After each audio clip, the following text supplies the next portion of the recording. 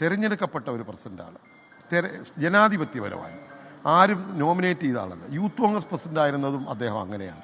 അദ്ദേഹം ജനപ്രതിനിധിയായി, മന്ത്രിയായി, അത് കഴിഞ്ഞ് ലോകസഭയിലേക്ക് ആലപ്പുഴ പാർലമെന്റ് VM സുധീരൻ പരാജയപ്പെട്ട സ്ഥലത്ത് അദ്ദേഹം ആ സീറ്റ് പിടിക്കാനാണ് MLA സ്ഥാനത്ത് നിന്ന് മാറി അദ്ദേഹത്തിനെ പാർലമെന്റിലേക്ക് അയക്കുന്നത്. അത് കഴിഞ്ഞിട്ട് അദ്ദേഹം സംഘടനാ ചുമതല വന്നു.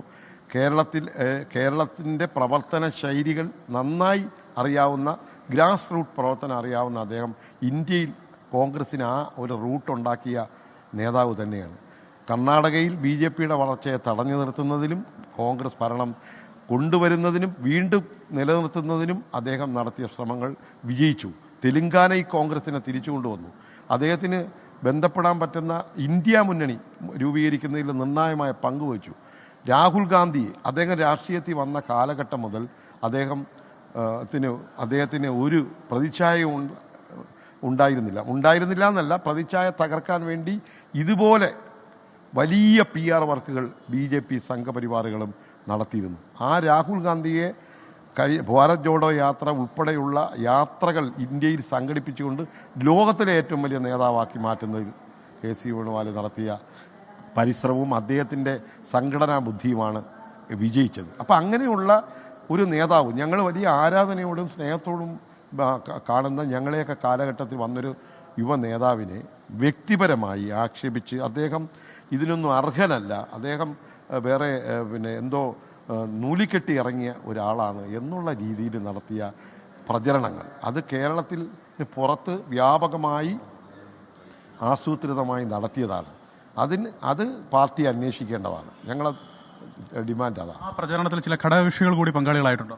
അതിലവർ വീണിട്ടുണ്ട്, ഘടകകക്ഷികൾ വീണിട്ടുണ്ട്. കാരണം അങ്ങനെ ഘടകകക്ഷികളുടെ ചരിത്രത്തിൽ ഇന്ന് വരെ നിയമസഭാ കക്ഷി കാര്യത്തിനകത്ത് അഭിപ്രായം പറയാത്ത ഘടകകക്ഷികൾ പോലും അങ്ങനെ ഒരു അഭിപ്രായം പറഞ്ഞു.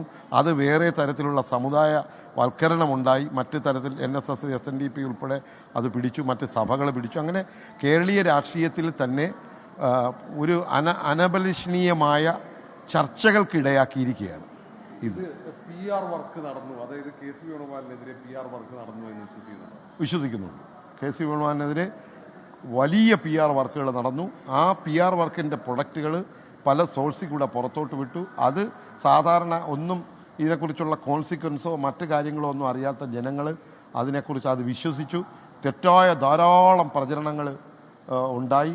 ഫേക്കായിട്ടുള്ള പല ഐഡികളിൽ നിന്നായിരുന്നു ഇതെല്ലാം വന്നുകൊണ്ടിരുന്നത്. അത് ഗുരുതരമായ ഒരു പ്രശ്നമായി ഞങ്ങളെയൊക്കെ മനസ്സിൽ ഉണ്ടായിട്ടുള്ളതാണ്. ഗുണഭോക്താക്കൾ ആരാ എന്നുള്ളതല്ല, അതിപ്പം ഗുണഭോക്താവ് എന്നുള്ളത് നമുക്കറിയാം. 3 നേതാക്കളെയാണ് പരിഗണിച്ചത്. PD സതീശൻ അതിന് അർഹനാണ്.